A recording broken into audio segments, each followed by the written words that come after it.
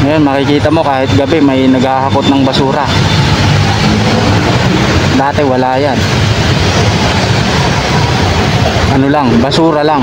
Yung truck ng basura, wala.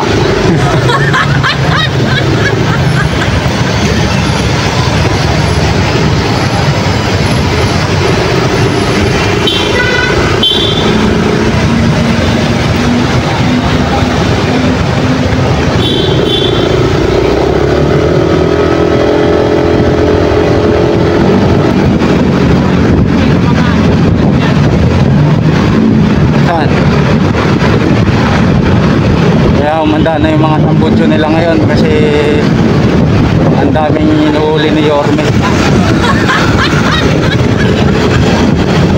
Sa wall ko nga ang dami kong nakikita ang mga ano nagbebenta ng mga tambutso nila.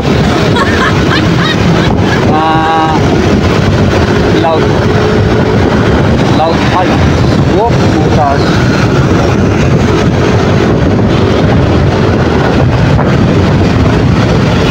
Bagsak presyo ngayon ang mga malalakas tumunog na tambutso.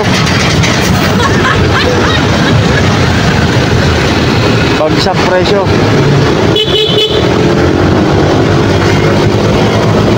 Kasi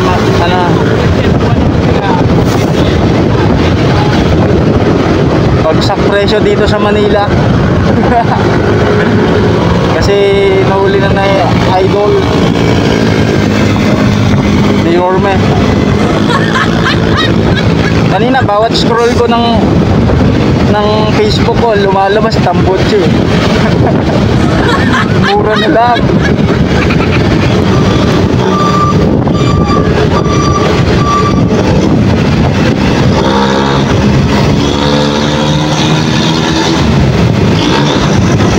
Dapat pati ang mga ganyan, no, mga may itim na ang usok, mga jeep. Kasi kung parang hindi naman nare-registro yung mga yan.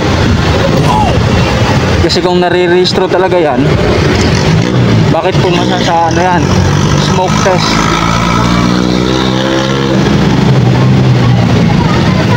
Tapos yung ilaw nila patay, walang brake light, walang signal light.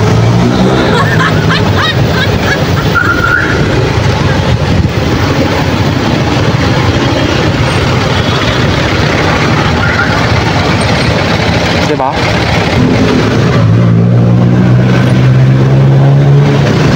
Ano? Walang brake light yan, walang signal light yan.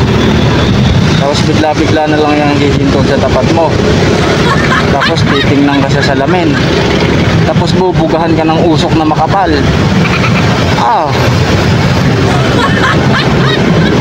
Titingnan ka pa sa salamin habang nakangiti.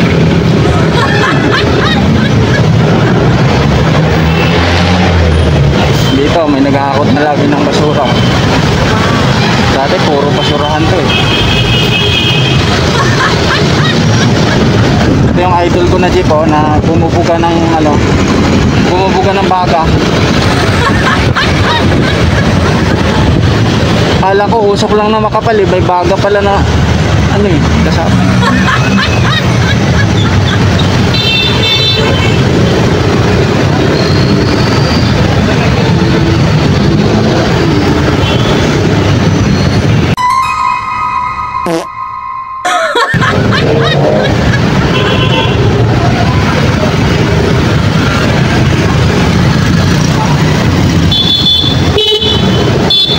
Oh my God.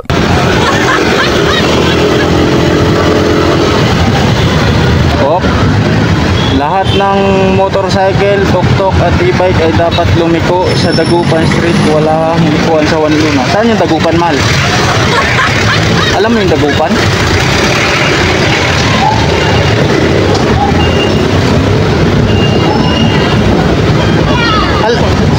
Ito Dagupan. Saan liligaw? Dito.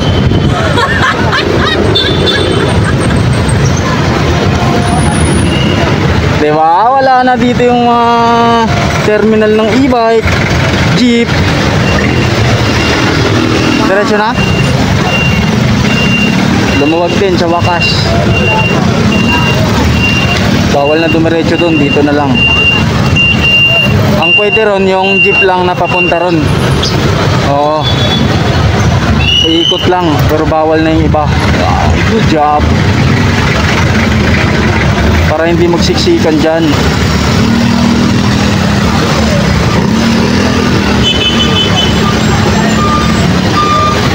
Dito, ang problema dito, salu-salubong. Pero ngayon medyo maluwag.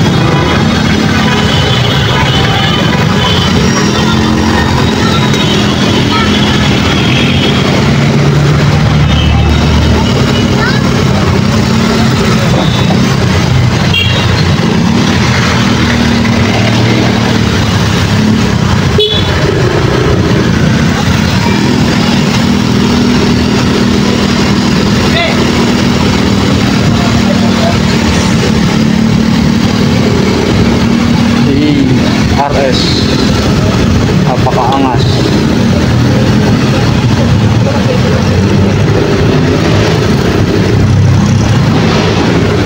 Pwede dyan ha.